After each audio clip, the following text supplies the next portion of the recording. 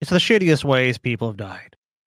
Featuring, for a limited time, a very special guest, which will be lots and lots of shit. Shittiest ways people die. Gets deep, fat, fried.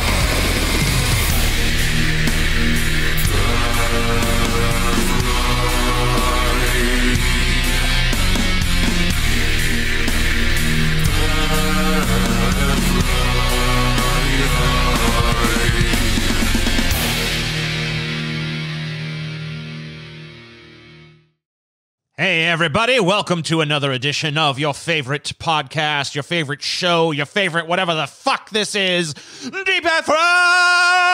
Oh, what are we? Are we a podcast? Are we a vlog? Are we an internet show? What are We're we? a pod showcast. Paul. You know what we are, Paul? We're a religion. We're a belief system. Oh, well, I knew that. We deserve tax-exempt status. All of these I people agree with watching, that, actually. they are our acolytes. They believe in us. What we preach, they follow. Yes. I like this. Keep going. Go forth, minions, and burn the cities to the ground. Yes. Destroy all who defy us. Make the streets run red with the blood of the non-believers. In Minecraft. In Minecraft, of course, of course. Not in real life, but in the game of Minecraft. Wink. I love people that do that think it's actually protecting them. I mean, when would you kill the president in Minecraft? You know, it's like, you're still getting a visit, dude. You're still getting a knock on the door from the fucking Secret Service saying, hey, why are you talking about killing the president, bro? It's like, I said in Minecraft, what the fuck do you want, bitch? In Minecraft. Haven't you heard of the president of Minecraft? There's no fucking law against killing the president of Minecraft, is there? Nah. Maybe there is. Have a seat right here in the back of this paddy wagon, and we'll tell you all about it. Yeah. I'm just going to get a shirt that just says in Minecraft so that I can just say whatever I want, you know? Yeah. Just append every statement that you make within Minecraft. Just point to it, you know? And that's why we gotta fucking bring back the guillotine and start killing these motherfuckers. You know, just point to the shirt. There you go. C shirt. You can have like neon signs just pointing, like you can just have it on a trigger and be like, in Minecraft. Yeah. In Minecraft. In Minecraft. In Minecraft. Only in Minecraft. Maybe I need a drop, like just like a little drop I can pull, like I'll just press it, like instead of that it'd be like in Minecraft. Just go on like some fucking tear about like we need to overthrow the government and fucking blah blah blah blah blah in Minecraft. Mm-hmm. And then it's all that should protect us. Then I'm fucking legit. I don't have to fucking worry about nothing then. That should protect us all. Yeah. You know what I'm thinking about doing, guys? What? I want to let you guys know. Getting a neck tat. What do you think about that? What do you think about that? I mean, I would advise you against it. Getting a big white trash, ostentatious looking fucking dagger through a heart or something on my neck. You know what I mean? Yeah. Well, your beard would cover a lot. I work a job. Where in your neck are you gonna get it?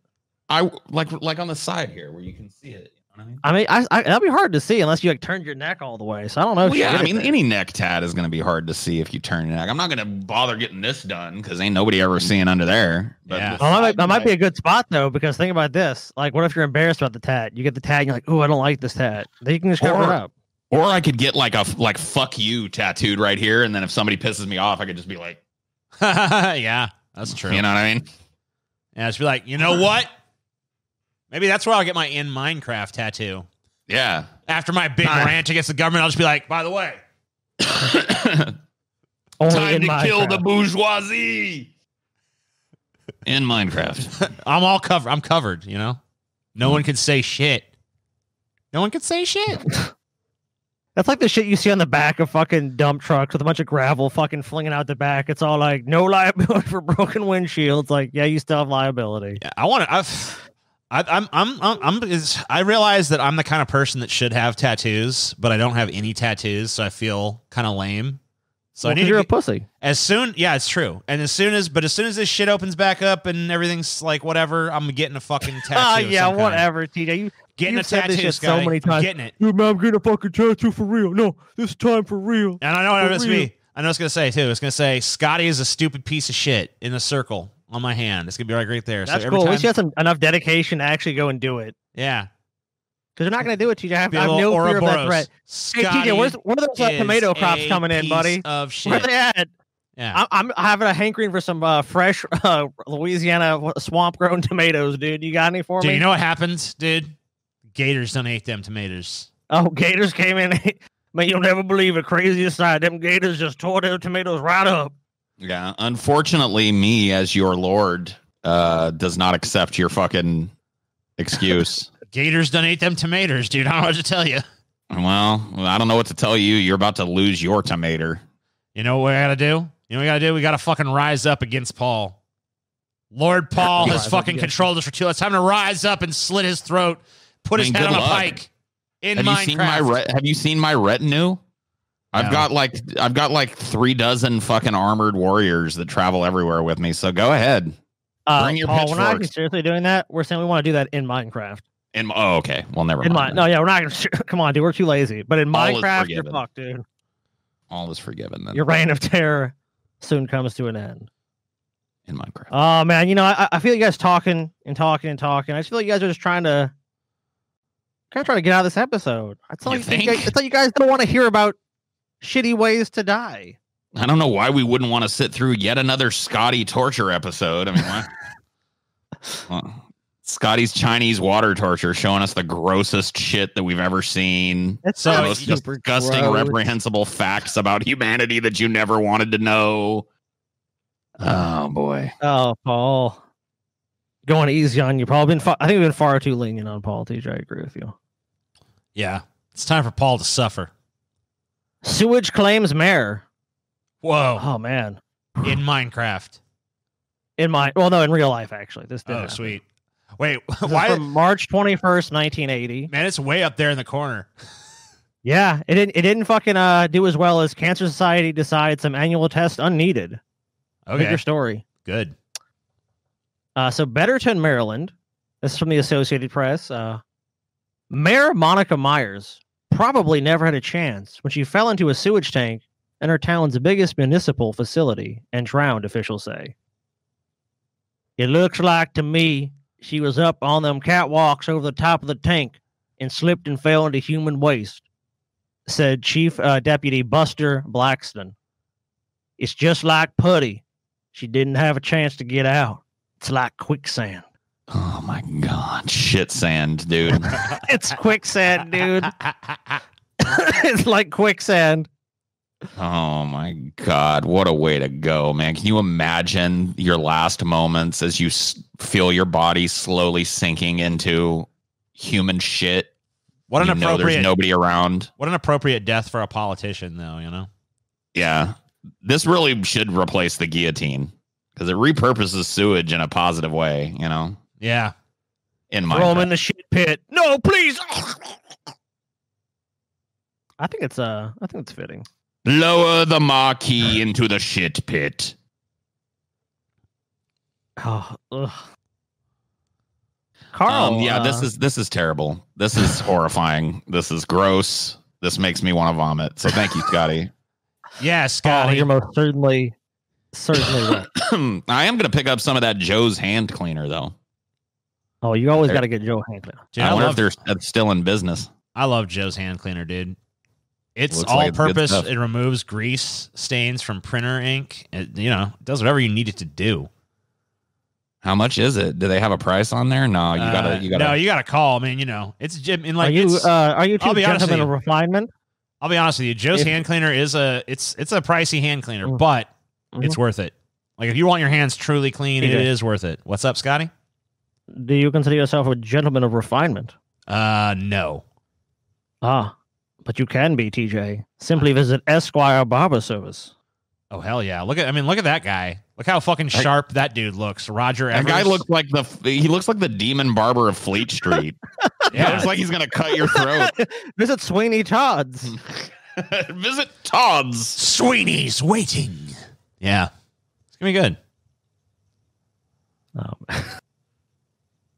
Carl Gustafsson, the town engineer, found the body of the 70-year-old woman when he arrived at the Betterton treatment plant early Thursday. He said Miss Myers often brushed the tanks and took tests for chlorine and sediment, and her testing equipment was inside when he arrived. When he climbed to the catwalks where Miss Myers would normally stand and clean the edges of the tanks and perform tests, Gustafsson said he found her body floating face down in the 15-foot deep aeration tank 4 feet below. Can I ask a question? Why was the mayor cleaning the sewage tanks again? She's the mayor, right? Mayor such and such. Why? What was she up to doing? Maybe the mayor knew. Maybe she was involved in some shit, and there was a helping hand into the tanks. I mean, that's a hands-on mayor if ever I did see one. Like, not only am I going to be your public servant, your representative here at the local level, but I'm going to clean up your shit. I'm going to scrub your shit off the side of these fucking tanks. That's a mayor, man. I'm starting to think that maybe this was like a really dedicated person.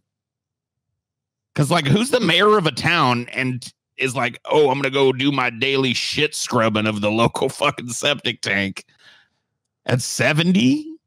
Let's see what the population of Betterton is. Yeah, what is the population? I don't know. This was in 1980, though. Keep that in mind. All right, town of Betterton, jewel of the Chesapeake. Let's see. What's the population of this motherfucker? How many people live here? Probably not many. The population of this town was like 345 people in 2010. So okay, so hardly anyone lives. So like here. basically being the mayor of this town is really like. It's like being the mayor of fucking a McDonald's or something. Basically, Mayor McCheese level fucking mayor. You know what I mean? It's like, well, that answers my question. McDonald's. Because like a tiny town would be like, the mayor has additional duties, including cleaning and testing the sewage facilities. Like, okay. Or it could have been that was her job already, and it was just like, yeah, you could be mayor too, I guess. I guess you could be mayor. No one else wants it. No one else wants to be mayor of this little shithole.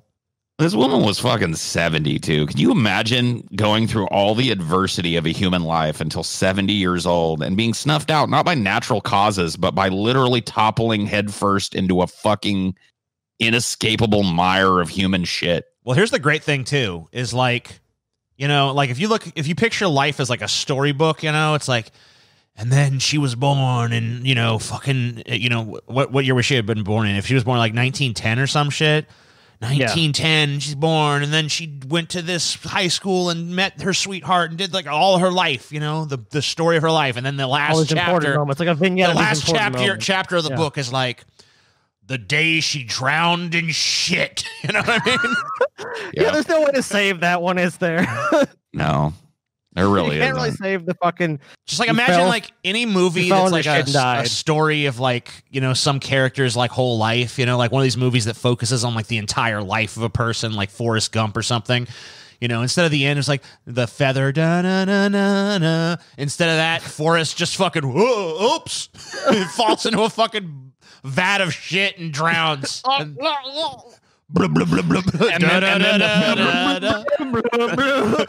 then maybe the feather comes through the window of the shit factory and like lands in the muck and drowns and fucking is submerged itself. It's like fucking.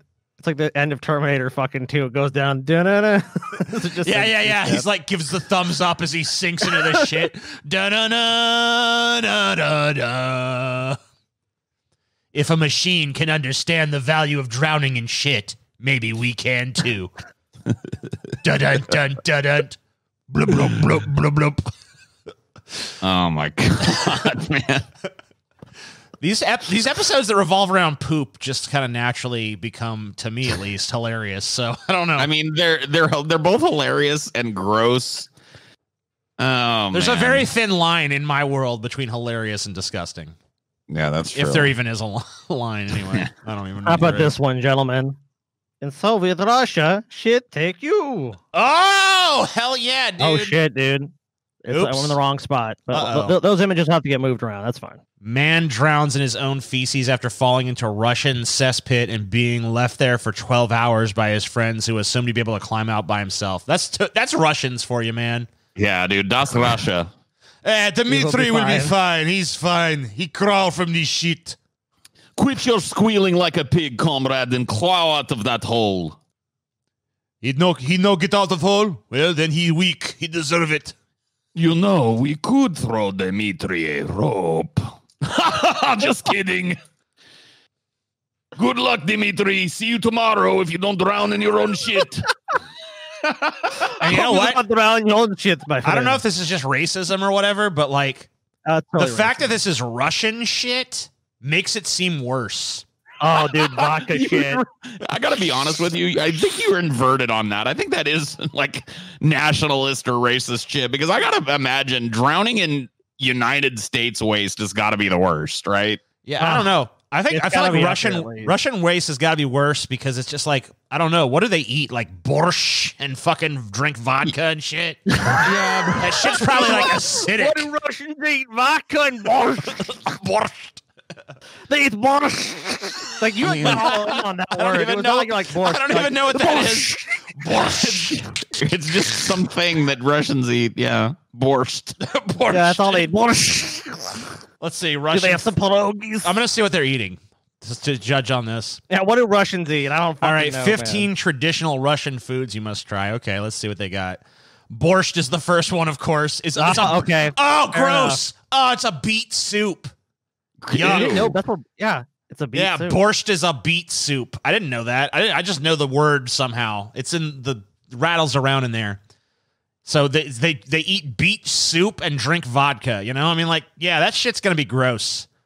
Is it going to be grosser than somebody that eats 3/4 pounders a day? No, and washes it down with a fucking big milkshake or something. I don't know. Like, yep. I think beets are grosser than a 1/4 pounder for sure. For me, I mean, anyway. yeah, they're grosser tasting, but what you're not talking about the food. You're talking about what's left of the food when it comes out of you. Yeah, but like, I don't know. Just imagine yourself imagine your shit after eating a bunch of beets and drinking a bunch of vodka. You know what I mean? I see the problem with that is, TJ, I don't have to imagine my shit after eating a couple of 1/4 pounders and half a pizza. You know what I mean? Because you already know what that is. And it is liquidy, gross, chunky, filled with gas bubbles, so it splatters when it comes out like. So if you're telling me that like people that eat stuff that actually grows out of the ground are going to have grosser shit than us, we eat Franken meat. You know what I mean? Like weird fucking half soy, half meat, half bread product slathered in processed shit. Dude, our shit has got to be the worst on the planet, dude. All right. Maybe you're right. It ranks up there at least. I'm not. I don't know if I want to say it's the worst. I don't know. I think it's a contender disgusting. for the worst. I don't know. I'm gonna eat a bunch of beets and drink some vodka and see what my shit's like. Now, I will admit this. I'll give you this much. The idea of drowning in a Russian cesspit is less appealing to me than an American cesspit, just because I think a Russian cesspit is going to be grosser and like less kept up. You know, like at least an American cesspit is probably nice. You know. Oh, look at this here, man. Look at the entrance to paradise. I know it looks like it literally looks like the hole in the kid's backyard in the gate. Hey, like the demons come out. Out come the demons. That's why I said in Russia, shit take you, man. Because I mean, it did take him. Yeah, a Russian a Russian man drowned in his own. I'm not gonna say feces. I'm gonna say shit. A Russian mound drowned in his own feces. Yeah, exactly. Perfect. Couldn't have said it better myself. Into a decaying cesspit. Let's call it a shithole. Dude, being left there for 12 hours. Decaying, you say? So this is like an old shithole. This is like it's not even a new shithole, dude. It's not even this is like shithole. This is like the shit primeval. You know what I mean? Yeah. Oof. Andrei Gololobov Gololabov was using the communal toilet outside an apartment block. Oh, damn, dudes. He was shitting outside even. That fucking... They look like there's much privacy either. So, like, everyone's just squatting over this hole and taking a shit. And Murmansk in northwest Russia, when the wood cover gave way... Oh, you guys were fucking right. Despite alerting a friend who came to use the bathroom after him... What the fuck, dude? Mr. Golubov's pleas for help were ignored because of his friends assumed he could get out by himself. What the fuck, man? Das Russia. Mr. Golubov's friends, Konstantin Palikov, 30, has defended his actions, saying he did not know the number to the emergency services. Listen, I don't know number. What do you want from me? There's a number. Yeah. You want me to get my rope all shitty? Come on, Dmitri. This is my one good rope. Are you a Russian or are you American? If you were a Russian, you'd be out of that shithole already. And if you are not a Russian, you deserve to die in that shithole. I will happily come tomorrow for my morning shit and crap on your head, Dmitri. Dude, I love this quote here. Sky, go ahead and read that quote at the top there. Oh, yeah, I see it, but there's one little sentence before it. So, Mr. Polyakov said he visited the communal cesspit around 3 a.m. and saw Mr. Golubov inside the pit. Just his name is Dmitri. We're just going okay, whatever. Dmitri. He saw Dmitri in the pit. I didn't want to urinate on his head, so I went somewhere else and then went back to bed.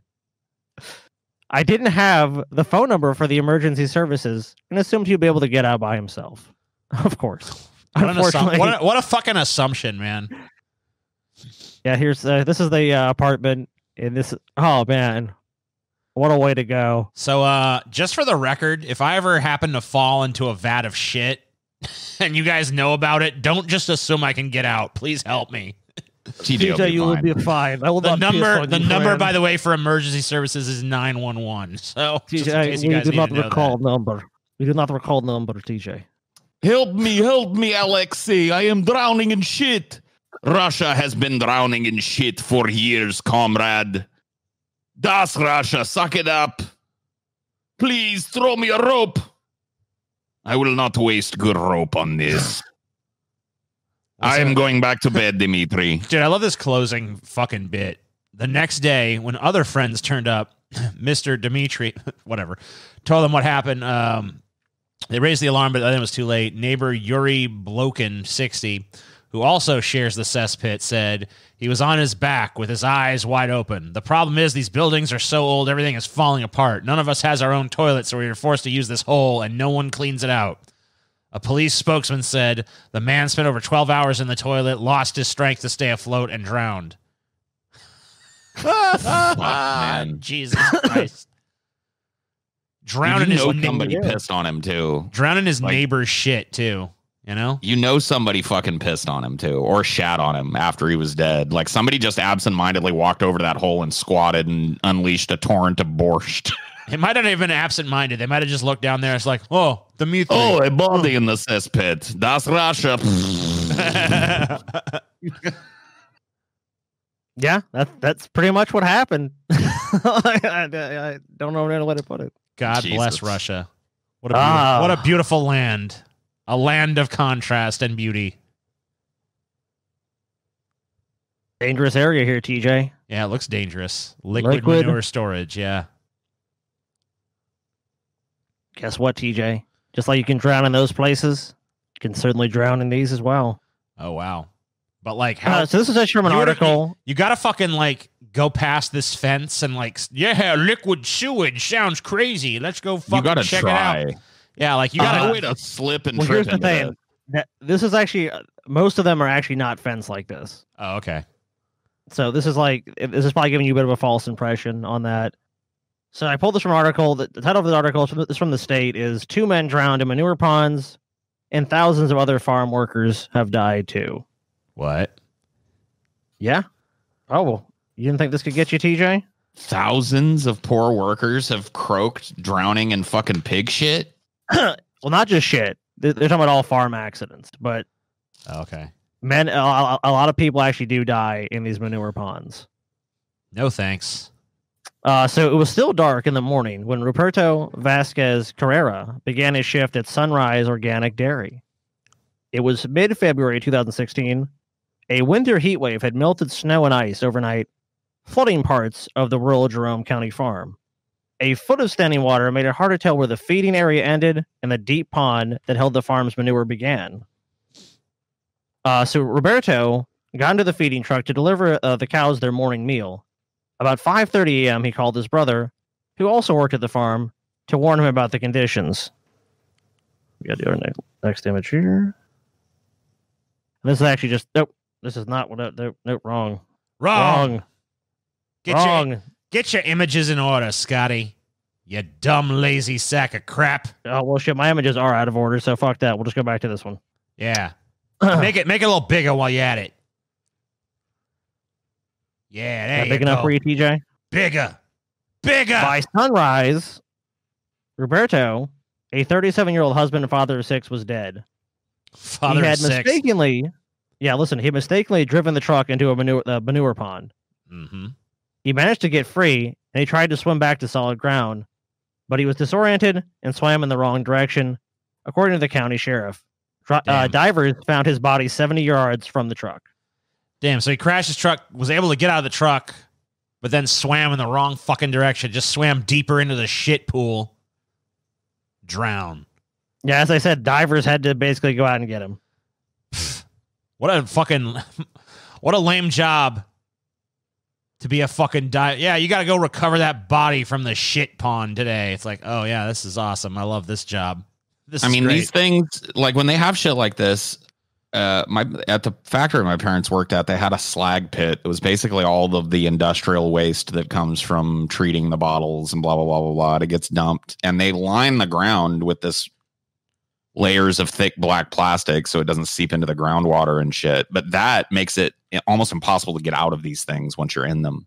So if you imagine you're covered in slippery liquid shit, how are you going to climb up that fucking black tarp exhausted from making it that far? You know what I mean? Right. Like, yeah. Yeah, you ain't.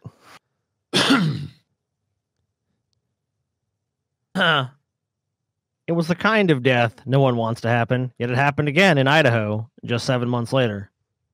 A dairy worker in Shelley, south of Idaho Falls, suffocated after driving into a manure pond more than 5 feet deep and being pinned for 30 minutes under the tractor he was driving. So pinned under a tractor in a pond filled with shit. Oh, you know how it is. Of course, the U.S. government responded mightily. The U.S. Occupational Safety and Health Administration sent inspectors to investigate each incident. And you guys will be pleased to hear the agency cited each dairy farm for failing to provide a safe workplace and fined each $5,000. They certainly learned their lesson. The ponds are common at dairies as a way to store manure to prevent it from polluting waterways. The waste can be used as a fertilizer on crops. Neither dairy had fences or barricades to keep workers from driving the wrong way into manure ponds in the dark, OSHA found. No signs warned employees they were driving near a deep pit of manure. And here's something else I found that you guys will like. Drowning manure ponds is widely known in the dairy industry. The inspection reports noted. Drowning and other manure incidents kill farm workers in Idaho and at least 4 other states during the past 3 years, according to OSHA records. So, basically every, 2 or 3 years, there's probably about 2 or 3 people a year who drive into shit pits and die. Every so often, motherfucker just drowns in shit. It happens. This is an episode about it. Yeah, there literally is people who just, end up drowning shit. I mean, it is what it is. What you gonna do? You guys might not want to hear the reality of it. Might gross you out a little bit. That's what this show is for. This show is to fucking bring people's attention to the fucking events of the world. CDC. Look here, even the CDC has preventing deaths from farm workers in manure pits. See, there's a bunch of bad shit in there, dude. See, so even the CDC is warning us about this, guys. Damn. So people thought this was a bullshit thing, and look, here you have it. It is a bullshit thing. Yeah, I guess it is. It is bullshit, Scotty. And pig shit and other kinds of shit, too. Now, this is a crazy one. Have you guys ever heard of this? Zookeeper killed when an elephant defecated on him. Yeah, dude, I have heard of this. I thought it was maybe an urban legend, but is it true? Did it really happen? Is it for reals? Is it for reals? Well, I'll read the story, and you guys tell me what you think. Okay. So this is Paderborn, Germany. Overzealous zookeeper Frederick Breifried fed his constipated elephant Stefan 22 doses of animal laxative and more than a bushel of berries, figs, and prunes before the plugged up pachyderm? I don't know how you say that. Finally let it fly and suffocated the keeper under 200 pounds of shit. Now, they say poop in the article, but I'm saying shit. 200 pounds? Investigators say I don't know. ill-fated Friedrich, 46, was attempting to give the alien elephant an olive oil enema when the relieved beast unloaded on him like a dump truck full of mud. Jeez. The sheer force of the elephant's unexpected defecation knocked Mr. Reisfeld to the ground, where he struck his head on a rock and lay unconscious as the elephant continued to evacuate his bowels on top of him. That elephant's a fucking jerk, dude. Elephant was constipated. This dude just trying to help him out. With no one there to help him. Elephant fucking TJ. shits a mighty torrent of shit and just fucking buries him. Buries him in elephant shit. And what do you think happened to him, TJ, with no one there to help him? Fucking just suffocated to death under the turd mountain. He lay under all the dung for at least an hour before a watchman came along, and during that time, he suffocated. It just seems to be one of those freak accidents that just happens sometimes. 1 billion to 1 shot, at least. It's kind of crazy, guys. Very sad.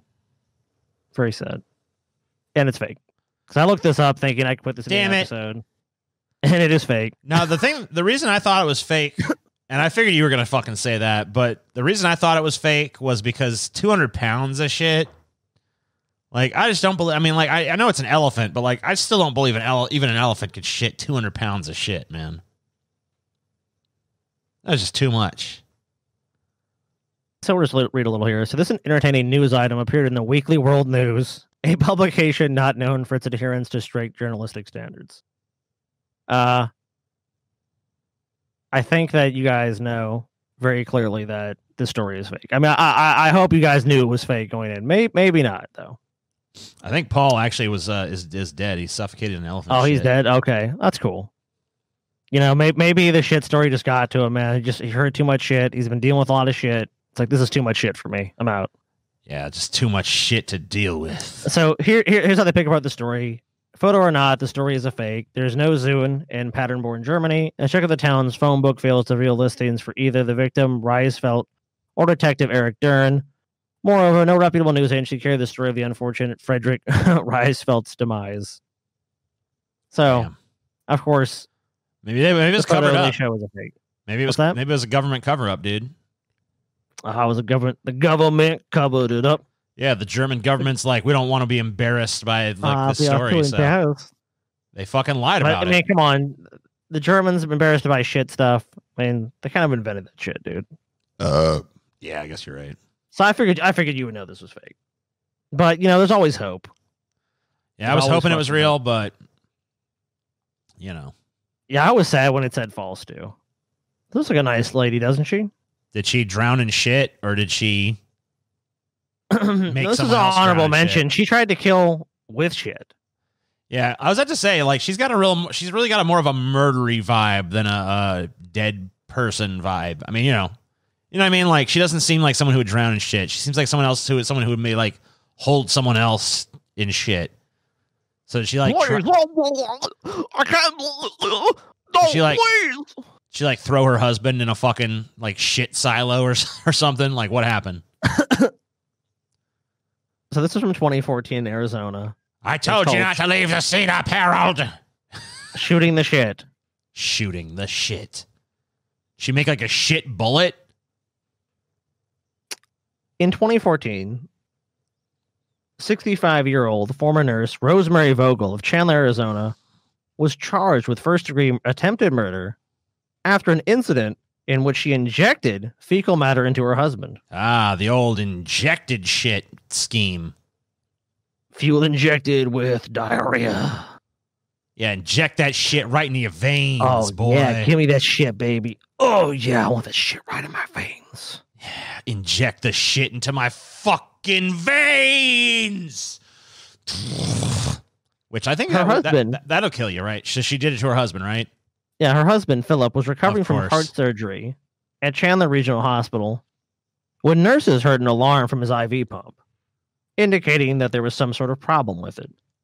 So, of course, they come in the room, and the nurses find Rosemary kind of messing with his IV line. So they kind of go over there like, what the fuck is going on here? And they find a brown substance in the line. After they tested at the hospital, the brown substance was found to be shit. Dude, what an idiot. Like, you're not going to get away with that. Like, shit leaves residue. People are going to notice that the IV is all gunked up with shit. Like, you got to use a liquid to fucking poison someone if you're going to fucking poison their IV, dude. You can't fucking... Like, even if you're going to use shit, you got to, like, liquefy the shit. Like, get it diluted enough. But even then, it's not even guaranteed to kill the motherfucker, right? So, I mean, like, shit's not a reliable... Like, you know, get some ricin or something. I don't know. Fucking inject some Drano in that motherfucker. Yeah, the poisoning people angle, though, it's like, they don't get... It's like, it's going to be obvious that, like, oh, you have fucking... 10 grams of arsenic trioxide in your fucking bloodstream. There's actually a lot of poisons. There's actually a lot of poisons that'll kill you. It'll look like a natural death. Like, sometimes the only fucking thing that tips off the medical examiners to poisonings, if you use the right shit, which a lot, like the substances I'm talking about are pretty hard to get your hands on. There's one in particular, I can't remember the name of it, but I watched Forensic Files, and it was like the only reason they were able to figure out the person was murdered is because they found like a small puncture mark on their fucking, like, between their toes. Like the Iceman, you guys remember that guy, like the contract killer, the Iceman? Yeah, the killer. That was one of his preferred methods of killing people, was to sprinkle potassium cyanide on their food, because it's pretty much untraceable unless you're looking for it. Right. And what it ends up looking like is dude is sitting at a fucking restaurant with his family or whatever and has a heart attack and dies. And that's 99% of the time that's what it is. Cool. Convenient that Paul knew about that. Yeah. Well, I mean, I've had to take care of a few people in Minecraft. You know what I mean? You know how it is. I mean, who hasn't? You know what I mean? You know how Minecraft is. It's crazy out there on them Minecraft streets. In Minecraft, of course. Purely in Minecraft. So when Rosemary appeared in court, her husband came along to defend her. What an idiot. What? Yeah. Oh, yeah. You know what? That motherfucker deserves to die then. If he's that stupid where it's like this bitch tried to like literally inject fucking shit into his veins and he's like, she's all right. She's a nice lady if you get to know her. Like, no, she's not. She tried to inject shit in your veins. This is what he said. This is what he said. He said, there was some psychological break that morning. He testified it was totally out of character. Rosemary, who claimed she didn't remember the incident, pled guilty. I just don't remember trying to put the shit in your IV, baby. I don't know what happened. Was this like Munchausen by proxy or something? Do you think?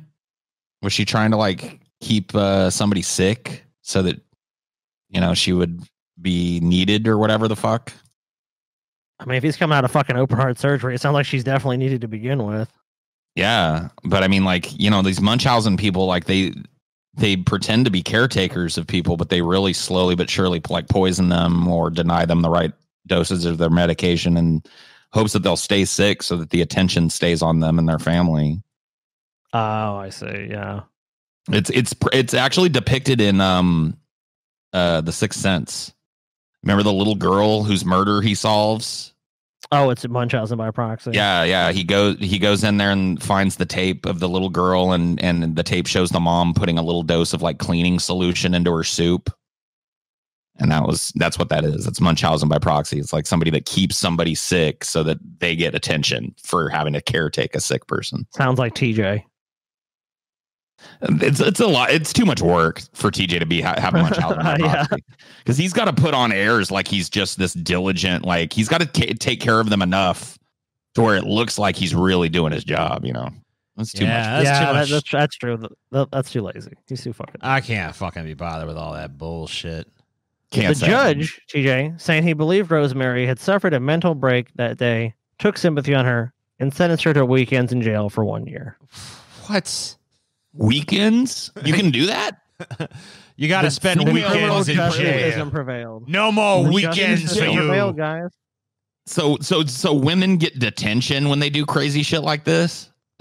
Basically, like, you got to come to detention every weekend. It's a pocket. This woman clearly suffered an emotional break that morning. Her husband has, kindly come to defend her. How can we deprive her and this husband of a loving wife? Weekends in jail. Ridiculous. Yeah, I know. It's, the world is a fucked up place. Well, guys, I didn't want to make this all shit related. Why not? Well, I took pity on you guys. I felt bad for you. Thank you. I appreciate your pity. But how about Hoist with his own petard? There's some funny incidents here. Now, this guy, it's widely believed, and there's something about the story that's correctly believed, or there's a correct and incorrect belief about it. The inventor of Segway did not go off a cliff and die. It was the guy who owned Segway at the time. So the owner of the company that makes Segways died in 2010 after accidentally driving his Segway off a cliff. Lol. And I even said it for many times, like, the inventor of Segway. It was actually a guy who had bought it from the inventor of Segway. So, lol. Scotty, lol. Lol. Lol. Lol. Are Segways safe? I guess not. I'm thinking not. I never looked at one of those things and said, man, now there's a safe thing to be scooting around on, It looks like safe for him. It looks like a mechanical failure and a face plant waiting to happen when I see people zooming around on those fucking things. Like, you know what I mean? I know they've got like that what do they call it? The balancing shit. They've got like the magnet that keeps the weight balanced or whatever, but all that has to do is fail and you're eating fucking concrete face first, zooming around on your stupid little Segway. I remember they had a bunch of fat cop Segways. I remember there was like this mall in Metairie we used to go to, and they gave the fucking rent-a-cops and the cops there fucking those Segways, and they just cruise up and down. It's like, God damn, you only didn't be fit to do this job. Just give me a fucking Segway. I'll just go chase them down. Stop! Because those things go pretty fucking fast. People don't realize those things can go, if you know what you're doing, or if you just have a wide open space, they don't, I think they go up to like 15, 20 miles per hour. It says here 12.5. Oh, 12.5. Okay, yeah, somewhere around there. So 12.5. That's not super fast speed, but that's not fucking slow. That's like your average human running at a full sprinting at full clip, basically. Yeah, so you'd be able to catch up with most people. But in a bizarre twist, James Heldston, owner of the company that makes the two-wheeled Segway personal transporter, died Sunday morning in a Segway-related mishap. Just before the scheduled release of a study suggesting that injuries related to those vehicles may be on the rise. Okay, well, come on, whatever.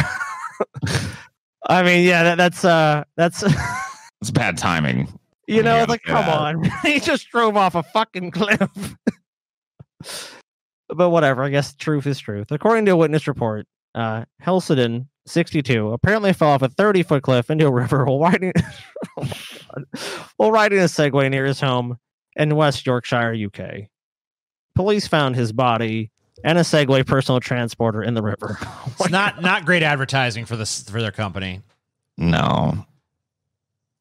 That'd be like Elon Musk burning to death in a Cybertruck that malfunctioned or something. You know what I mean? Not good. Can you even still buy Segways? Like, is that even still a thing? Yeah, it's been fucking forever since I've even seen a motherfucker. Do you know the niche they found, TJ? Segway tours.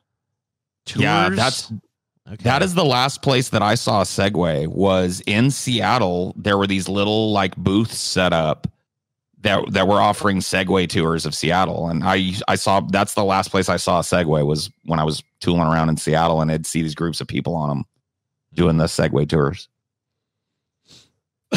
So yeah, you would probably like it, TJ. I mean, way less walking.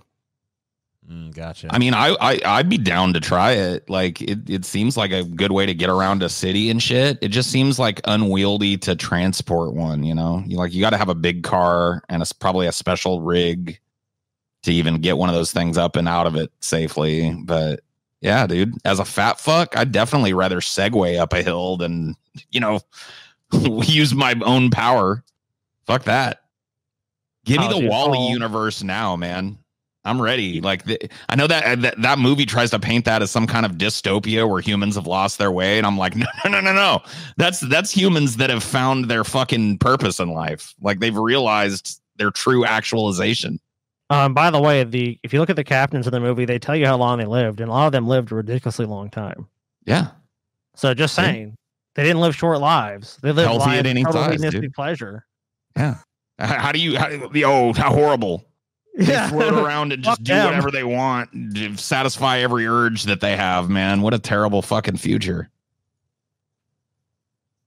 That's the future that TJ is probably afraid of. Where's the suffering and the pain and the sickness, man? Come on. Like, is this a life? Get out of here. I want to go to Wall-E. I want to be one of those legless Wall-E, human hybrids that just float around and get fed Slurpees all day. Slurpee. I want a nutritional icy, dude. I mean, nutritional only in the sense that it's bad for me, but whatever. It still has like some vitamins. Like now featuring 100% more vitamins. Oh yeah. Dude, Coke tried that for a while. I remember TJ bought some one time. He was like, it has vitamins in it. It's like, whatever, TJ. Vitamin Coke, dude. Yeah, it has people are just stupid. Hey, TJ's not the only one. I'm already drinking the Coke, why not have the fucking vitamins in it, I'm not saying it makes the Coke healthy, but it's got some vitamins. It's been enriched with vitamins. What are you going to do? So a short statement post on the Segway Company website noted that Helston died in a tragic accident. Our thoughts go out to his family and many friends who have asked for basically standard PR bullshit. Meanwhile, Meanwhile, emergency room doctors said in a study released on Monday that cases of Segway-related injuries are significant and seem to be increasing, with inexperienced users bearing the brunt of these injuries. So yeah, but how you can't make the claim that the fucking guy who owns the company is inexperienced as a user, because it's just like you know what, he probably actually was. I mean, this was like some rich business magnate type. Like he might have like ridden a Segway or two, but he probably wasn't someone that rode them all the time. He wasn't like the guy that invented the Segway that probably like, okay, here's how you fucking do this, how you do that. Like that's someone that really understands how the Segway works. Whereas like this is some rich guy, that bought the company and now he's like, oh, I got a Segway, cool. Sweet. My understanding, what's that? No, it's all good. I'm just saying. I said my understanding too is that they're actually illegal to drive in the UK on public roadways or like other places. So it's like you pretty much have to drive these on private property there. Well, there goes my plan to move to the UK.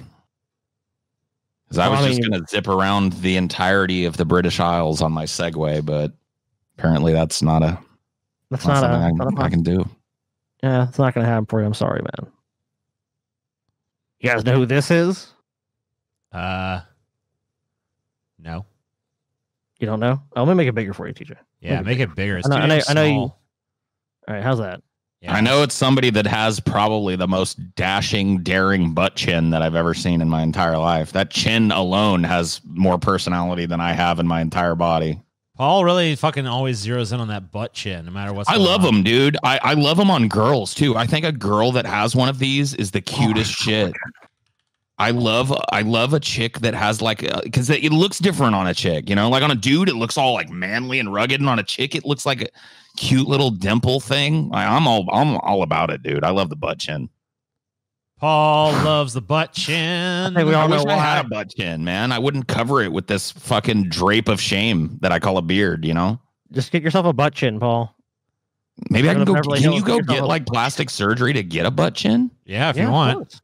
Jim Carrey did it in that movie. Yeah, that's right. I need a butt chin. Yeah. The era. Look at this fucking guy. If this guy didn't have a butt chin, you'd look at him and think like, man, what a fucking weirdo. He's fucking nuts, man. Like, what is this guy, an accountant or something? What a nerd. But that butt chin, you're like, I don't know who he is, but I'm going to go ahead and guess jet fighter pilot or something. I'm guessing not. He looks like is he loaded in a cannon here? So this is actually a custom-made barrel. In 1984, Czechoslovakian-born stuntman Karel Suchek went over Niagara Falls in a custom-built shock-absorbent barrel that was 9 feet long and 5 feet in diameter. Check this shit out, guys. Got an even better shot for you. Let's zoom in on that. Yeah.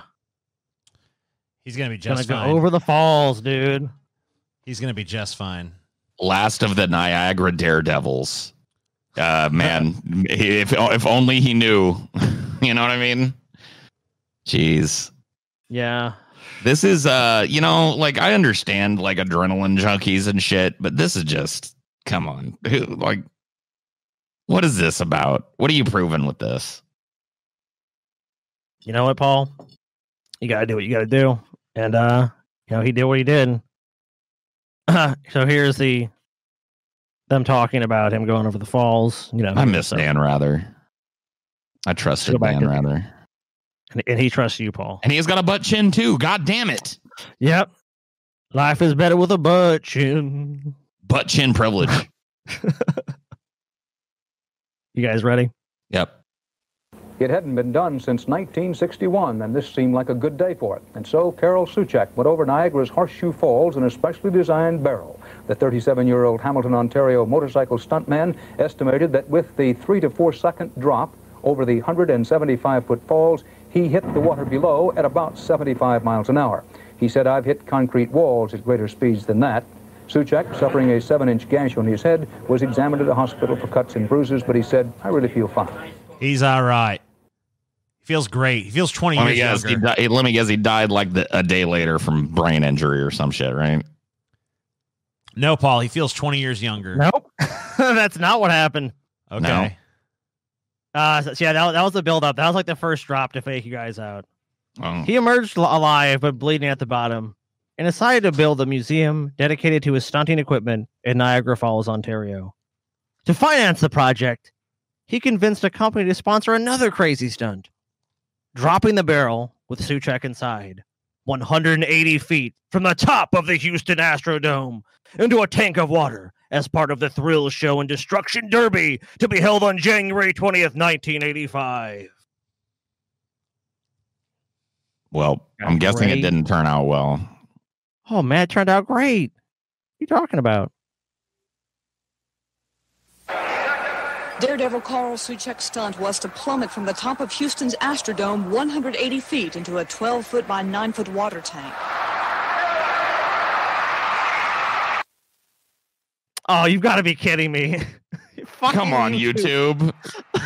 No, fuck that. Oh, no, shit. No. That barrel hit the side of that, dude. Yeah, now we're going to slow it down here. We're going to slow it down. Let's see this. Playback speed. What do you guys want to go, half? Yeah, I'll go half speed. Okay, so we're at half speed here. This is a drop of 180 feet from the top of the Houston Astrodome. Let's watch. It's like it starts to go off course. Like it went sideways.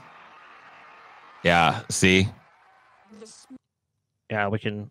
It looks like part of it just hit the side of that and just exploded. So you see it swing. Oh, yeah, it's totally off target at that point. Yeah. Like it did that little flip and moved a little bit off course and looks like it got cut in half. Yeah, and that's pretty much the moment of impact right there, and it's just slamming into the side. So he does not even hit the water. He basically hits the side of the tank. Oof. And back to normal. The small wooden barrel, similar to the one Suchek used last summer when he went over Niagara Falls, struck the rim of the tank. The Canadian Daredevil was unconscious when rescuers opened the barrel. Paramedics began working on Suchek immediately. He was rushed to Houston's Ben Taub Hospital with massive head and neck injuries. The 37-year-old died within an hour. Fellow stuntman Evel Knievel, who had warned Suchek just moments before the fall not to attempt the stunt, stood vigil at Ben Taub Hospital waiting to hear. I thought you guys to think about that. If Evel Knievel is like... Evel Knievel. Yeah, this is a bad idea, dude. I don't know if you should do this. This is a dude that would jump over a dozen flaming cars with his fucking cape on fire and shit. If he's cautioning, maybe you shouldn't do this, you might want to listen to him. The one dude in the world I would listen to if I was a Daredevil would be Evel Knievel. Yeah. That to me is the craziest part of the story. Having Evel Knievel be like, man, don't do it. Good news of his friend's condition. There was none. Being a Daredevil, you have a lot of people praying before you do what you do, and he probably said it prayer himself, and he had a choice when it came to what he was going to do with his life, and I'm very sad about it. He was a personal friend of mine. Patrons attending the annual thrill show and destruction derby were not told of Soucek's death during the show. Oh, sure, yeah, sure. He did put his own life on the line. I wouldn't do it myself, you know? But I'd pay $10 to look at somebody else do it. They were so... I love America. Oh, I know. You gotta love it, dude. I'd pay $10 to see it myself. I wouldn't do it. Well, no shit, you wouldn't do it. Most people wouldn't. That's kind of the point. I think it was a little bit ridiculous to try to do something like that. You know, when you take somebody... I mean, I still financially support it and all, but it's ridiculous he tried. But man, I would $10 well spent though. Was the most dangerous he had ever seen attempted. In Houston, this is Stephanie Williams for NBC News. I like how they end the story with that. They try to make their act like they're tasteful about this shit. They get a couple of dumb local yokels that saw it happen. Then, of course, the ending shot is his death again. It's like, look at it again. Damn. Yeah, I don't know, dude. I don't know what it is that drives certain people to put themselves. I know adrenaline, but I mean, come on. There's got to be safer ways to get adrenaline, right? I guess not. If you're a dude that's known for going over Niagara Falls in a barrel, you really got to get extreme, you know? Yeah, to get that adrenaline high. I mean, he probably thought like, wow, this is gonna be like nothing compared to going over the falls, you know? Like they needed a way bigger fucking tank for this. Like there's no way. Yeah. Well, of course, if they make it too big, though, then people are going to say anyone can do it. So he has to do something do this really... shit. Yeah. You know, it's something that he might have survived if he had landed perfectly, and he landed about as far from perfect as possible. They obviously didn't really calculate how this was going to work or understand the physics behind it. So, they probably understood some of the physics behind it, but I don't think they counted on the barrel going so far off a course. And yeah, but that's a possibility. I mean, so yeah, what I'm saying is the tank would have probably been bigger.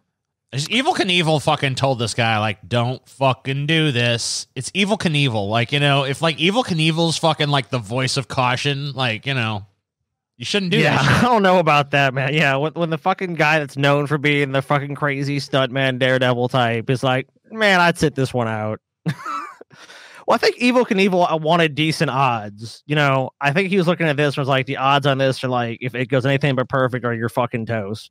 So listen to me, man. This barrel stunt is a bad idea. Look, and this is coming from a guy who had a Russian pilot fly a plane directly up his asshole. Okay, now listen. I've done some crazy shit, but you shouldn't do this. This looks like death. So when the barrel was released, it began to spin dangerously, hitting the rim of the water tank instead of landing in the center. The 37-year-old's chest and abdomen were crushed and his skull was fractured. He died at the hospital, like they mentioned, while the show was still going on. Now, you guys probably heard this shit when you were kids. You probably heard about flying cars. Like, one day, we're going to have flying cars. Oh, dude, I didn't just hear about it. I like that. I believed it. I was told by the year 2000, roads would be no longer necessary. That we would all be zipping around through the skies in our shiny new Chrysler Air cars or whatever the fuck. And you know what? Now it's like, it seems like people have just given up on the notion of the flying car at this point. Like no one even talks about the flying car anymore. But that used to be like a big thing. Like, when one day we're gonna have flying cars. One day we have flying cars. One day we're gonna have flying cars. I was always like, we still may. Cars. Like, the thing is, we still may, but it's gonna be when there is like AI that is capable of driving these things at maximum potential safety, because like look at how we fucking kill each other in massive numbers just driving on the ground. Now put that up in the air and tell me what a fucking tragedy it would be to have American human beings driving things through the air above neighborhoods and shit. It just sounds like it would be a giant clusterfuck. When a drunken teenager took his family's Lincoln Navigator Expedition flight model for a spin, and it's like, dude, yeah, fuck no, man. There's no way anyone want. I think it's the biggest reason why. I mean, like I know the technology is not there either, but I'm just saying, like that's a huge reason why too. Is like, how comfortable would you honestly be with some 16-year-old flying a car around your house? No, you're not gonna be. There's no fucking way. There's no fucking possible way. But you know, it was attempted. Look at this. No, this is a bad idea. Don't stop believing. Hold on to that feeling. Is that a fucking gremlin? I believe it's actually a Ford Pinto. Oh my God! Why it was either a gremlin or a Pinto. Why would you do? Like, you're just asking to die. I mean, like, the second you came up with this idea, you were asking to die. TJ, that he could fly. To do it with a fucking Pinto, like, what the fuck? Dude, Pinto, for those that don't know, is synonymous in the United States, or at least was when I was a kid, for the most busted down, shitty, breakdown prone jalopy that you could possibly be cursed to own as a car. Not only that, but like they literally like would burst into flames at like in like very small crashes, like fender bender. You get the gas tank in there was, and the fucking Pinto would explode into fucking flames. So like, this is not just like, okay. This dude obviously watched Back to the Future. He's like, look what that guy did with the DeLorean. You know what? Fuck you, TJ. Fuck you, dude. Look, let me say something. Because you're like, man, you know what? I heard about flying cars, and I remember you were a kid. You're like, man, I want flying cars to be a thing. And the fucking Pioneer goes out to fucking blaze that trail for you, and you're like, it's a bad idea, man. It's not safe. Of course it's not safe trying to make a fucking car fly. No shit, TJ. Here's all I'm saying is, like, first of all, one, when people talk about flying cars, ain't no one envisioned this shit. No one saw this in their heads. Second of all, saw in their heads, a fucking Pinto? No. This is what people saw. This TJ. is not what they saw. They knew. They looked at this and they're like, man's dream of flying cars has been achieved. No, man. I'm going to type in flying cars in a fucking image search. Yeah, of course, everyone's thinking shit like Blade Runner. Yeah, we're thinking of cool-ass flying cars that just seem to work by magic, it almost seems. Like, there's not some huge exhaust system or anything. They just kind of, like, levitate. Yeah, exactly. That's what we were talking about. Of course. Like, now, if the wheels on this Pinto turned sideways and became jets and it flew around on that, that'd be dope. But this... of course, the DeLorean, where we're going, we don't need roads. Dun, dun, dun, dun, dun, dun, dun, dun. Yeah. Now that's a fucking flying car. Like I got to be honest with you. I usually don't say this, but the moron that built this thing deserved whatever he got, dude. Oh shit. He deserved it. If you jumped into this and tried to fly in it, dude, you deserve whatever comes to you. Damn, Paul. Fuck, you're a harsh. A flying fucking Pinto. Are you joking? Look at him, Paul. Look at this man who lost his life. He looks like a dude that would try and build a fucking prop plane out of a Pinto. He deserved to die, Paul. An experimental car plane hybrid, half Ford Pinto and half Cessna Skymaster, lifts off the runway at the Oxnard, California. Secret test flight. Actually, wasn't that secret? Yeah. Reached altitudes of 120 feet in the initial test. Then made an unscheduled landing in a field. Unscheduled landing. That's a generous term. Yeah, it crashed. After a propeller problem. Yeah. Okay. Engineer Henry Smolinski wanted to create a commercially viable flying car. So he quit his job at Northrop and started Advanced Vehicle Engineers. In 1973, the company built two prototype vehicles called the AVE Mazars by fusing the rear end of a Cessna Skymaster airplane, which could be attached and detached from the car with a Ford Pinto. Wait a minute. This thing the flying component can be detached from the car? That sounds like something that you'd love to happen mid-flight. What? Hope I attached that rear end of my Cessna Skymaster correctly. Oh, I did not! Don't worry about your safety, ladies and gentlemen. You are on the new 747 detachable wing model. Like, huh?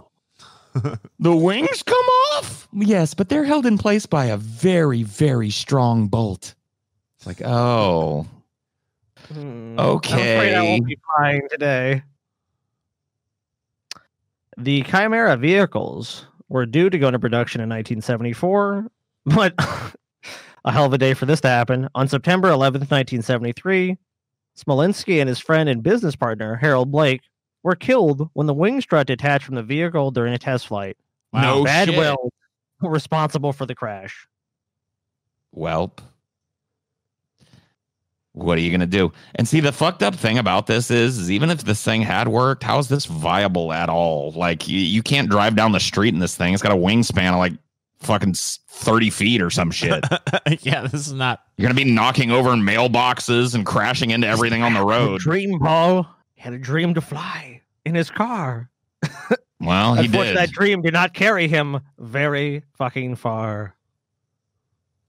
How about a shocking way to die, guys? I'm shocked. And of course, the pun is fully intended. Bigger. Right. Enhance. Yeah. So this guy... He doesn't like this one. The justice system, obviously, it works in mysterious ways, shall we say. Yeah. In 1980, a 21-year-old South Carolina man, Michael Anderson Sloan, featured here, was charged with the murder of Mary Elizabeth Rowham, 24. Miss Roham's body was found in her West Columbia apartment. She had been sexually assaulted and beaten to death with an electric iron. Sloan, who also used the name Michael Anderson Godwin, was on work release from prison for robbing a woman at knife point in 1977. He went to trial in 1981 and was convicted of murder and sexual assault and sentenced to die in South Carolina's electric chair. Oops.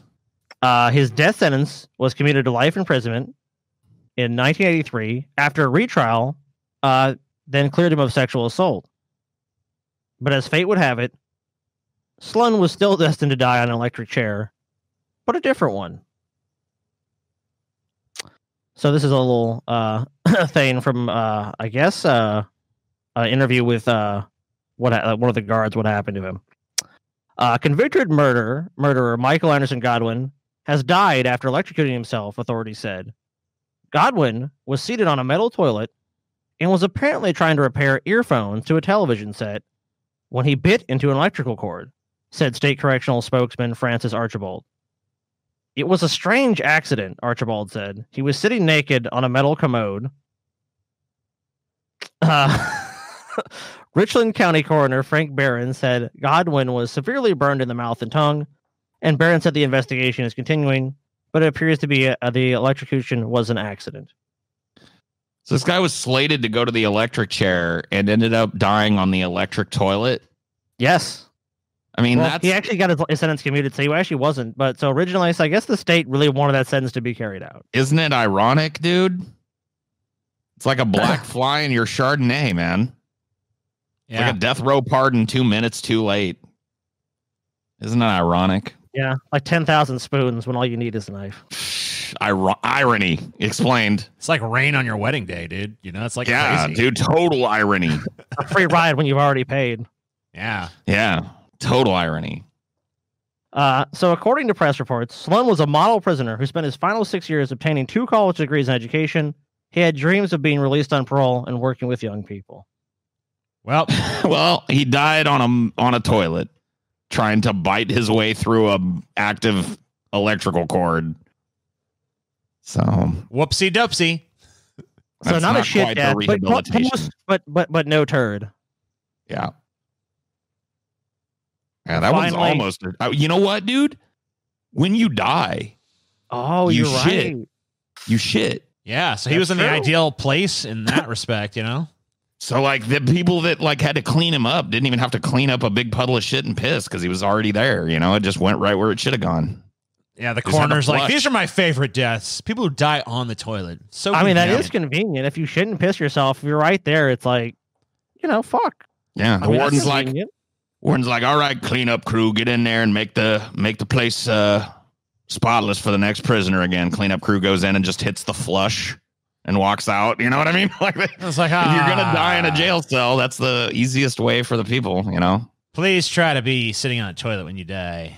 Just if you start feeling like you're gonna die here in the facility, if you would just like prop yourself up on the toilet naked, that'd be great. The cleanup crew would gladly appreciate that. You know, we've had to clean up a lot of shit from underwear and trousers. That costs the state money, having to throw that away, and bedding as well. The state needs to save money. Please die in the appropriate predetermined spot. Thank you. Yeah. Just please be considerate, you know? So this is Langley Collier, Okay. part of the Collier brothers. A couple of hoarders who died as a result of their, well, strange pastimes and activities and kind of very stubborn belief system. But we'll get into it. On March 21st, 1947, an anonymous man called New York's 122nd Police Precinct to complain about the smell of decomposition emanating from the dilapidated old house on 2078 Fifth Avenue in New York City. In Harlem, to be specific. Because locals had often called the police about the strange going-ons at this same house before. The police didn't really hesitate to send a cop out there to see, like, okay, what's going on? This is kind of like in this neighborhood, to give you kind of a background, this is like the house of mystery. These two old guys are kind of like an object of fascination. Like, them Collier brothers live there. No one knows what they do, but they might have chests filled with gold. Like all these sort of legends. Right. Of course, come out about these guys because they're there's like hermits. these local kooks and shit, right? Yeah. Once there, however, the policemen couldn't even find a way inside. The windows were reinforced with iron bars, the telephone and doorbell were missing, and the entryway was filled with a pile of junk. Newspapers, boxes, chairs. So impenetrable that the 6 other men who had now arrived at the scene at first couldn't even make their way through it. So these guys are your classic case of hoarders.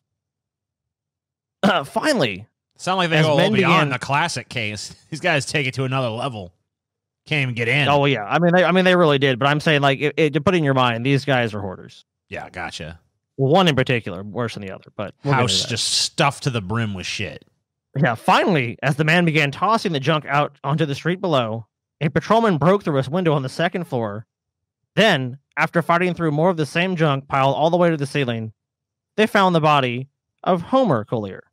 He had been dead of starvation and heart disease for approximately 10 hours. It had taken the police 5 hours of digging through the junk to find his body. Gotcha. And don't worry, we're going to see plenty of images from this house. Cool. So police and newspapers... I was tired of using my imagination. I was like, man, I want to see this shit. Oh, of course, crowds did gather out there. But like I said, we're going to talk about it. Everyone suspected his brother, who is featured here, Langley, was the anonymous tipster and the killer. Like, oh, he killed his brother and left him in this house. Reasonable. Yeah, I mean, they did. So, but there were some facts. The brothers have been known to live together for more than a decade. So, I mean, that's kind of the only person who's around. So, if he's dead, it's kind of like, hey, he killed him. But Langley, however, was nowhere to be found, which is what kind of fed that. They're like, we can't find this guy. He's nowhere to be found. Rumors began to spread that Langley had boarded a bus to Atlantic City, New Jersey, which is a good idea, by the way, especially on the lam. But just not that I would know. Sending the police on a manhunt into the state and ultimately 8 others, but it turned up nothing. Meanwhile, back at the house, TJ, authorities turned up nothing but more junk. Crowds as large as 2,000 people gathered on the street to watch workmen cart everything from newspapers to a piano to an x-ray machine to even more newspapers out of the house. In the end, they removed at least 120 tons of refuse, more than the weight of a blue whale. Jesus. And we're about to get to the picture, so let me read this one last thing. After nearly 3 weeks of cleanup, on April 9th, laying inside a 2-foot wide tunnel made of drawers and bed springs, a workman found the body of Langley Collier. Despite both a region-wide manhunt and an intensive search of the Collier brothers' own home, there was Langley, just 10 feet from where his brother had been found weeks before, obscured just 10 by feet mounds away. and mazes of junk that had consumed the rotting house. Dude, he's not even, like, where is he? Where's the murderer? He's literally 10 feet from the fucking body. There was so much junk, they didn't even know where the fuck he was. I love it. Yes. That's so great. Dude, that's crazy. Yeah, dude. Yeah, dude. That's fucking crazy, dude. Yeah. Dude. Fucking nuts, dude. Dude, that's crazy. That's like 10,000 spoons nuts. when all you need is a knife. I'm such a good commentator, man. Me I'm too. so good at my job. Dude, that I'm the shit's best. crazy. Dude, it's fucking nuts. Did you see that shit? This is crazy. I thought I could fucking full screen this shit, but whatever. So this is the picture we've already seen. This happened in 1947. they're just digging through piles and piles of junk here. You can see a cop just tossing boxes. Everything stacked to the ceiling. That's kooky. And it was organized by tunnels. So this is this is him in 1939. The rare glimpse was caught of Homer Collier in 1939 as he argued with cops outside his 5th Avenue brownstone. He was objecting to the removal of meters by the local gas company. Wow, that's wacky. Dude, that's crazy. Look at That's this crazy, TJ. He's got bats in the belfry, crazy. Paul. Dude, is it crazy, Paul? What do you even say to that? You know, that's I don't know, man. crazy. There's some more crazy stuff. Nuttier than a fucking fruitcake So this is up like in this they had to basically motherfucker. climb to the 2nd story, Crazy perch shit. like this, and just break Scotty, into this Scotty, fucking house. come on. Hey, shh. Scotty, calm down. Listen. Yep. We gotta just take a moment to acknowledge this is crazy, Scotty. Dude, this is crazy. It is Scotty, fucking crazy. say it's crazy. It's crazy. Say it's fucking crazy, Scotty. It's fucking crazy, TJ. It's fucking completely fucking insane. It's fucking crazy. All right. What are we doing? What's happening It's now? fucking crazy. Listen, Paul. Listen, Paul. I know you. Have we gone crazy? It's crazy, Paul. It's crazy in demented. here. Listen, it's insane. It's demented. It's deranged. It's batshit. It's batshit off the wall, balls to the wall, insane crazy. Bats in it's the crazy. fucking belfry, House built, motherfucker. junk You know what I'm built, dude. saying? Look at it. This shit is fucking crazy. It's Look at this shit here, dude. crazy, Paul. Scotty, you know what this What do you is? think about this shit? This is crazy. What do you want to think about it? I think it's crazy, Scotty. What about this, dude? All right. I'm done with the crazy bit. Go ahead. Dude, what is Crazy, that? huh? What is It's that? a fucking skeleton is what that is. Dude, that's crazy. Yeah. Look at this fucking cuckoo clock or whatever the fuck it is. That's not a cuckoo. Cuckoo. It's a grandfather clock. Crazy. Excuse me. Next. Oh, Is this shit. crazy? That's crazy. Dude, I bet that guy is crazy at playing the organ, yo. He's crazy. I bet it's crazy listening to that dude play the organ. All right, that one's not crazy. That one looks pretty sane. Yeah, it's This pretty- one's insane, dude. No, not that's crazy. I think that's pretty reasonable, actually. I think it's very reasonable, very sane, very not crazy. Welcome, Lindy. I don't know what that means, dude. Ooh, this Charles one's Lindbergh. weird, dude. This is weird, It dude. fucking is weird, dude. Look at it.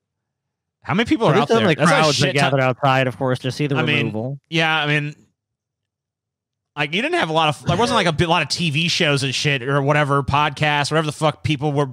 So you just gather around and just Like, eat people fucking popcorn up and there, just like buddy. Like, dude, there's some how weird much and shit are they crazy going to take shit out of going this on up the place? You street. know, how much fucking shit are they going to take out of this fucking place? It's gonna be crazy. Gather Yeah. around. There's an insane amount of shit in there. Walter, this is crazy. They're pulling shit out of the old Collier brothers' house. They've been doing it for 8 hours and they're still going. Wow, that's crazy. I bet that's what was being said by the people on the streets. Hell yeah, it was They even found the Holy Bible there. Oh, the Bible. fucking carrying a piano out of this fucking place. It's probably This one is of like working to remove 12. one of the several grand pianos found inside the Collier home. Yeah, that's what I thought. Because people who hoard, they never have just one of anything. There's always like 50. And this is where they found his body. It's like Can you- tucked can you- back in Can there. you make that bigger? Just blow up the whole screen, yeah. Yeah, just blow that motherfucker up. I want to see where this fucking body was found in here. Oh, man. Yeah, this is a little tunnel. Just he had tucked into built. that little weird tunnel. A little hole. So, dude, he was just... What? Dude, this is crazy. What even happened? I don't know. How did they both die around the same time? Like, was it just like they got lost? Did they get crushed? Of course, they had guns. Of course. Well, you gotta Who have doesn't want to have guns. a fucking gun? Everybody's got a gun, you know? Their problem was like, where do you even begin looking for him? You know, Okay, we're done with this one. What guy are looks these like guys? Albert Einstein. Einstein. So that's Homer on the left, and on the right is Langley Collier. So did they ever piece together like exactly what fucking happened inside the house, or? Yes, they did, but we're just gonna give a little backstory on them Okay. because they're obviously they're very like I said, very eccentric dudes. So authorities estimated that he died on March 9th, nearly 2 weeks before Homer. They're talking about Langley Collier here. Yeah. And was the actual source of the smell that prompted the anonymous tipster's call and brought to light the hoarder's den unlike anything the world ever seen before. And of course, though, it didn't come to light till 1947. The Collier brothers began suing themselves inside the Harlem apartment all the way back in the 1930s, the early 30s. Over the ensuing years, the brothers gained infamy in the city for their bizarre habits, namely hoarding massive amounts of junk inside their home and building booby traps to protect it. Okay. I mean, of course, you got to protect your shit. So not only are they filling their house with junk, but they're like setting up traps for like all the people that are coming to steal their junk. Also, a couple of cases, even though they weren't total losers, but just kind of a failure to ever go off on their own. When their parents separated in 1919, Homer and Langley, who had never married or lived alone, chose to stay with their mother in the Fifth Avenue apartment. A few years later, in 1923, their father died and left them a cache of medical instruments and books. Their mother died 6 years later. After her passing, the brothers continued to live in the brownstone they shared with her. So they never even, they basically moved in with their mom, and that was it. They stayed there till their deaths. This is like incels, dude. Like early 20th century incels right here. Failure to launch. Yeah. But they weren't total at this point, not total shut-ins. Homer continued to practice law while Langley bought and sold pianos. Okay. They even purchased the property across the street from their Harlem residence with the intention of turning it into an apartment building. So they still had ideas. They were like, we're going to make an investment. We're going to do some stuff here. Right. So they're not totally, I mean, they are totally off their rockers, but I guess they're still somewhat connected to the outside world. And I mean, they'd have to be, you got to be to fucking, at that time, you can't like order shit off of Amazon left and right. So you got to fucking kind of go out into the world to get shit to hoard, you know? I mean, even people that are as crazy as shithouse rats have plans and shit. You know what I mean? Like, yeah. I mean, look at like the Church of Gale shit. These people, this dude is like practicing law though, you know? Like this was somebody's lawyer. I doubt he was a good lawyer, but he was a lawyer, you know? And the other guy's selling pianos, you know? So. And there were several found in the home, you know, and so, and they honestly, even though they were kind of eccentric guys, you know, they definitely still had some money. So we'll talk about some of the things that happened to them. But things really went off the rails when Homer in 1932, he suffered a stroke that caused him to go blind. So Langley, his brother, he quits his job so he can take care of his brother full time. And it said that they kind of been withdrawing because they were kind of afraid because their neighborhood was obviously before was predominantly white. And now a lot of black and poor people were moving into Harlem at that time. Oh, shit. But when his blindness happened, it was like, nope, they became totally insular and they needed to kind of just say, look, we don't trust this new community that's come around us. We just want to live here and just kind of keep to ourselves with a few strange exceptions. Of what his brother Langley would do. So Langley took care of his brother as best he could, but they both were not about doctors. They were not going to see doctors. They were going to have nothing to do with doctors. He instead had a diet to feed him. Langley would feed Homer a diet of 100 oranges a week, black bread, and peanut butter, which he claimed would eventually cure his brother's blindness. That's pretty considerate. Man, I love crazy people, dude. Yeah, they really are awesome. And you know what else they are, dude? What? They're fucking crazy, dude. Yeah, they're crazy. They're fucking crazy. Like Paul, insane. here's your 100 oranges and black bread with peanut butter. Your sight will be coming back any day now. Thank you, brother. Will you build me another junk tunnel? Of course, brother. He would also read literature to his brother, play him classic sonatas on his piano. That's nice. Hey, this is true love, dude. These guys loved each other. Unfortunately, Homer's medical condition just went from bad to worse. He eventually developed rheumatism, left him entirely paralyzed, but still rejected any form of medical treatment or help. At that point, the brothers had lost, any real means of income. I mean, he was taking care of his brother full time, so he couldn't, Homer was a lawyer, he couldn't practice law, he couldn't sell pianos. The city had shut down the utilities because, of course, they didn't pay them. Langley, who was a skilled engineer, then jerry-rigged an old Ford Model T that the family had owned to act as a generator for the house.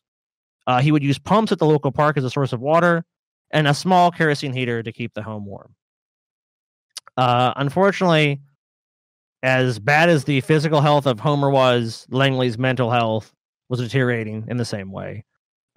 He would not leave the house before midnight.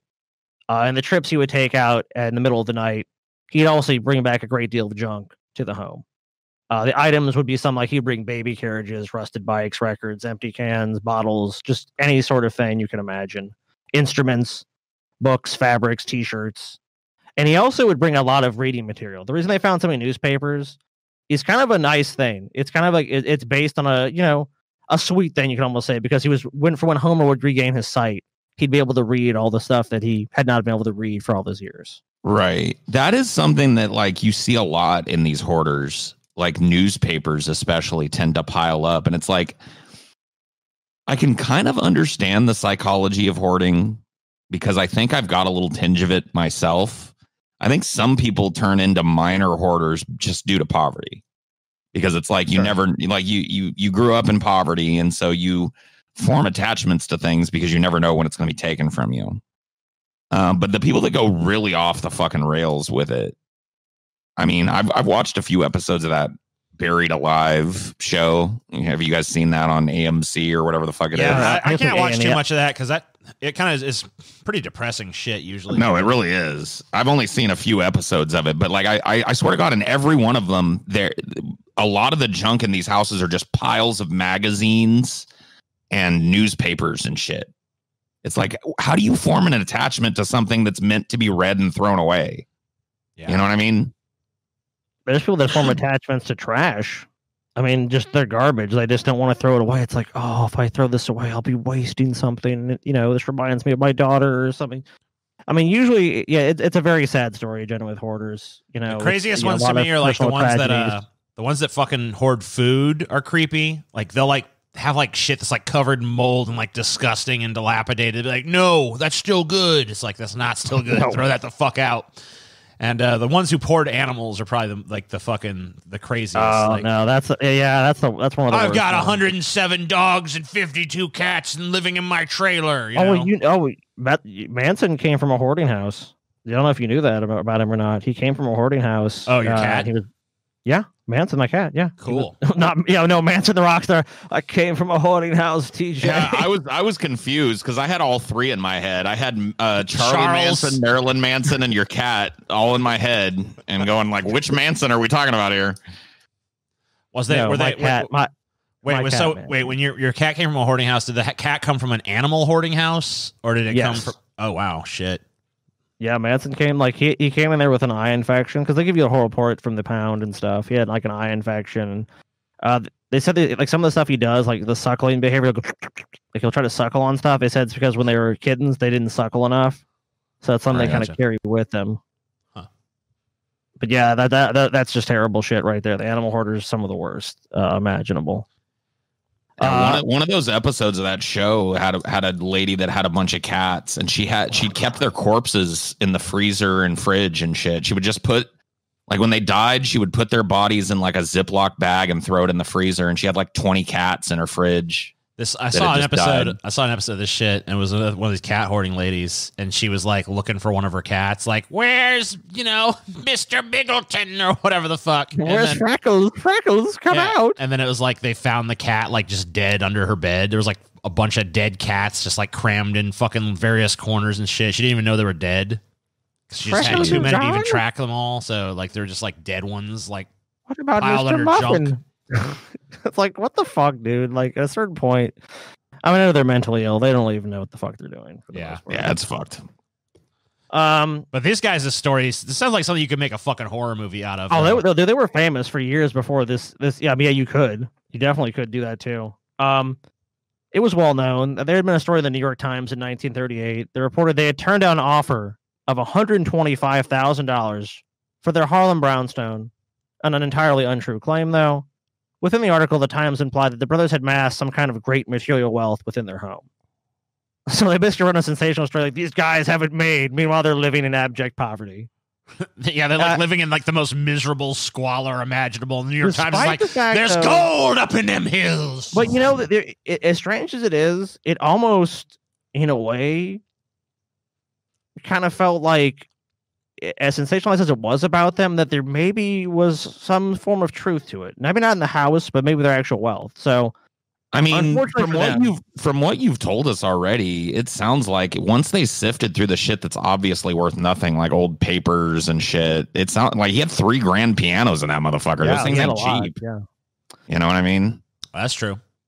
And the news being the shitbags they are, the article gave these guys who basically wanted to live very, very private lives, clearly, a huge amount of attention, and led to a number of burglary attempts on the house. Langley, with his knowledge of engineering, built a huge number of intricate booby traps to deter would-be thieves. So wait a minute. Earlier when I was making fun of this guy for like booby trapping his house to keep out the thieves, there actually were thieves because the stupid fucking New York Times told people there was treasure in the house. Yes. Yeah. There's gold in that house. If only one were brave enough to break down the door or window and get a good look inside, the treasure would be evident to all for all to see. It's like, it is said that dude? It is said that the brothers scarce have room to move within the house due to the stacked gold bars. Spanish galleon gold. Fine china from the Orient. It's like all this shit, like, oh god, okay. The strangest of the brothers, Homer, is said to sleep on a bed of pure silver. After some neighborhood kids threw rocks through a window, the brothers boarded up all windows and wired the doors shut. They weren't taking any chances. These poor fucking guys, dude. Though, yeah. They did seem to have a considerable amount of money for emergencies, or who knows. When neighbors began to peek on the brothers, they paid $7,500 in cash, which in today's dollars is roughly $120,000 for the neighbor's house. Neighbors got nosy. They're like, "Want $7,500?" They're like, "Yep, see ya." When in 1942, the bank eventually broke down the front door. I don't even want to say it, but I gotta say it. That's crazy. That is crazy. That's fucking crazy. That is crazy. That's fucking crazy. Yeah, I mean, imagine you have a nosy neighbor. Yeah, we can pause on that. Imagine you have a nosy neighbor. You just can't stand him, and you just go over the house. Today, like, TJ, let's go to your neighbor's house, and you say, I really just don't like, you're invading my privacy. How about $300,000 cash to you now, and you just leave? It's like, I'm tired of that motherfucker looking at me. Let me just reach into my vast personal fortune and buy out his house. Yeah, thank you. Make sure that motherfucker stays empty. Or you could just expand your house, build the wall around it or something. Yeah, build the wall. The wall. So the bank in 1942 tried to foreclose on the house because the brothers had stopped paying their mortgage. They basically broke down the front door, and Langley was waiting for them inside with a check for $6,700, $104,000 in today's dollars, to pay off the entire mortgage. Okay. So kind of interesting there. So, like, they lived lives of destitution, but they seemed to be able to get some money together when they needed it. At that point, though, the house had become so filled with junk, it was impossible to enter through the front door, and trash was overflowing out of the house the two brothers lived in and slept in. And nests they had built had amassed masses of trash. They built nests, yeah. They basically had, that's basically how they lived. They had like tiny little areas. That's why he had like the tunnels built, because that's the only way they could actually feasibly get through the house was they had to crawl through that stuff. They couldn't simply walk through the house. But TJ, you kind of came to it. You said like, well, what happened to the guy? Yeah, I want to know what happened. So Langley spent time during his day working on inventions, including a device for vacuuming inside pianos, as well as building tunnels and passageways through the piles of rubbish throughout the house, and tinkering with the booby traps he'd set up. Unfortunately, it's widely believed these traps are what did him in. Authorities believe that while Langley was bringing food to Homer via one of his tunnels through a massive pile of trash within the house, he must have tripped one of his own booby traps, causing a fatal cave-in, and without his brother to provide him food, Homer soon died of starvation. Jesus, that's so fucked up, man. You're just like blind and paralyzed in a house filled with garbage, and the only person that is keeping you alive is your brother, and he just dies in the house, and you're just like calling his name for days until you just die of exposure and starvation. That's like so fucked. Scotty! I'm just dead in the tunnel. Scotty, where are you, Scotty? I'm rotting in the tunnel. Scotty's like in the tunnel. there with a fucking like booby trap pickaxe through his head or whatever the fuck. Like, Scotty, please. Scotty. I'm sorry, Scotty, please. Twinkie. What a horrible world. 3 months later, the house was razed, and the last physical evidence of the Collier brothers' house was finally gone. And this is what is there now. It's a park. Collier Brothers Park, huh? Okay. Well, I mean, at least it's a little less cluttered now, you know? Yeah. They decluttered the place. We should go fill that park with junk. It's like, yeah, we should. Let this park reflect the brothers for whom it is named. Yeah. It can become the city's dumping ground. Just have a big pile of trash and be like, it's in their honor, in their memory. Fuck Dig this tunnels park. in it. I wonder if this booby traps. I wonder if this story is why like hoarding houses like get condemned now. You know, like people are like, nope, this is not safe to live in. We're gonna have to fucking do something about this. This is condemned. You got to leave until you can get it within code. Because I mean, there's just people that are incapable of doing that. Well, that's what happens in a lot of these hoarding shows. It's like, if I don't clear the house out by next month, they're gonna take the house. So they gotta like, that's like the impetus a lot of times for it getting fixed is like they have to do it by law, you know?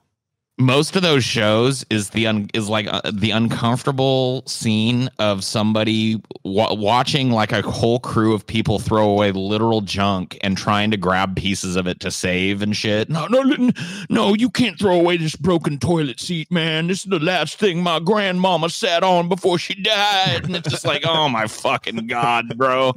How did this human get to this point, man? Grandma would have wanted that toilet seat to remain in the family. It's like, yeah, they'll have Grandma would want you to live a life. They have things where these hoarders are like standing there, and then like the person, like the psychologist, will usually come to them and like, what about this? What is this? Is this a keep or is this a throw? Keep, you gotta keep that. I can't. And it's like they're holding something that's just useless, you know, like some fucking, you know, like it's like the fucking container for a blender without the actual base, you know, and they're like, what about this blender container with no base? Oh, no. I'm gonna need that because I could find a base for it. You know, like I could buy a base for it on eBay or something. Sometimes they'll say that there's like gonna get sometimes. Oh, I'm gonna use that for parts. It's like it's literally like a broken toaster from the 70s. You're not gonna need any parts from it for anything. No, I might need the parts. You know. I'm feeling really uncomfortable with this whole process at this point. I just, it feels like you're just trying to fucking, just get rid of all my stuff. Start crying sometimes, or they get really mad. Sometimes they'll fucking like grab shit. Like some family member will try to like sneak throw some shit away, and then they'll like go accost them like, you fucking piece of shit, trying to fucking throw away my broken lamp. You know, it's like, dude, I remember there was been to a hoarder house. No, fuck no. I have been to a couple of hoarder houses, and let me tell you something. Like, nothing really. You can see this shit on TV. But it is insane. And it's like everyone has their own brand of it. That's one thing I've really learned. It's like there's very similar. There's definitely like subgroups in it. Like, but the guy we went to, his house was filled with porn. I mean, stacks and stacks and stacks and stacks and stacks and stacks of porn. Well, that I can understand. I mean, you never know when you're going to want to see that pussy again. You know what I mean? Yeah, that pussy. Sure. I might be like boned up one day, and that pussy might be the only thing to get me off. So I'm leaving it right there in the pile, man. I mean, if the pile is the rest of your house, then yes. Yeah, he's like looking around like, I need to find Miss January. Fucking. I mean, we filled 1978. Where the fuck is that issue? I mean, I need to organize this shit. It was contractor bag after contractor bag after contractor bag after contractor bag, and it was like. And I asked, I was like, how, like, oh, like, is this like the first time it's ever been done? They're like, no, this is like the 7th or 8th time this has been cleared out of just like trying to get his stuff cleared out because he's just so addicted to like buying porn. And everyone in his family hates him. And just, it was just the most sad, depressing story. You're just like, oh my God. So yeah, it's a horrible fucking thing, man. But this is one of the most famous stories about it. Is there like a porn park where that guy's house used to be? No. The big like naked lady blowing a dude statue in the middle of it. There, probably. I believe the people that bought the house gutted it and remodeled it. Yep, I believe that's what ended up happening to that porn house. Well, that's all I got, gentlemen. That's it. That's it. Make up some other shit. My faith in humanity is destroyed enough. I don't need any more. Yeah. You know what'd be great? Is if 1992, TJ sailed the ocean. we should dig a big hole in Collier Brothers Park, fill it with shit, and then throw someone in there to drown.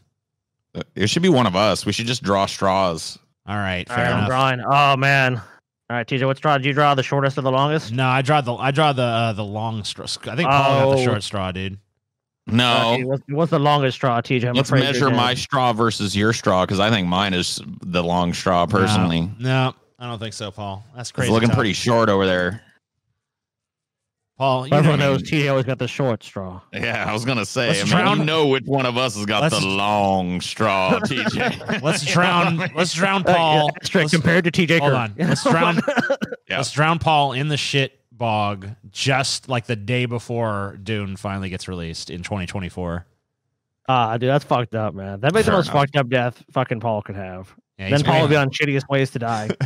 Dude, I hope they didn't even really make a Dune movie and it just like every time it draws closer, they're just like, nope, next year. Better luck next year. Next year, Paul. Dune's coming next year. You wait. Oh, just you wait. More You wait, buddy. Just you wait. It's coming. It's a coming, boy.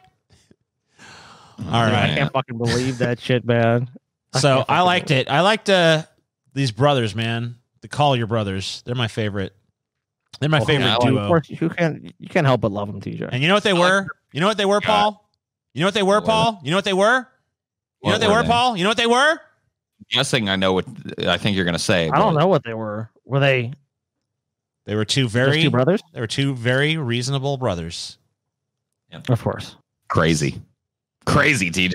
Oh, wait. Let me ask you this, Paul. Is it the Collier brothers who is crazy? Or is it the world that's crazy? Think about that, Paul. Mind blown. Yeah, I'm sure you're thinking about it for about 3 seconds. Discarded. Thank you. Deep bad pride. Deep bad pride.